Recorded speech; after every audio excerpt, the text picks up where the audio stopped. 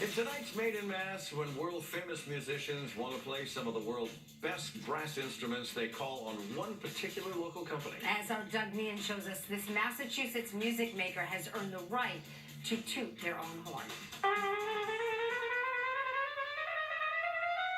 Samantha Lane knows a thing or two about the trumpet. Not only is she an accomplished player, she's also sales and marketing manager at S.E. Shires in Holliston. I love every aspect of the instrument. Samantha was our tour guide for this first-hand look at these handmade, high-end brass instruments. So we start really with bar stock, sheet brass, and tubes, and that's it. We're the only company that's spinning in this traditional way, so really bring the old to the new. Every detail, from the bell This is going to be our Chicago model bell. to the rough plumbing Neil's working on putting the balusters on the cluster.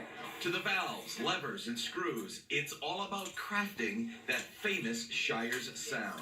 We have a sound in mind as we're designing these instruments that's beautiful, kind of like the human voice for a brass instrument.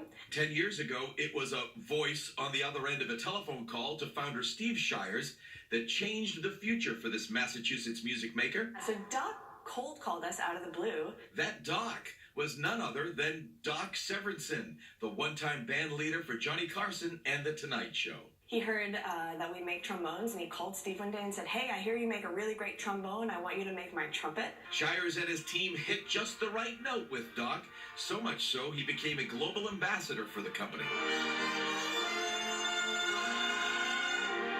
Soon, other musicians started taking notice, demand grew, and with nearly 20 trombones and 10 trumpets being made here a week, Shires is clearly making their mark on the world of music.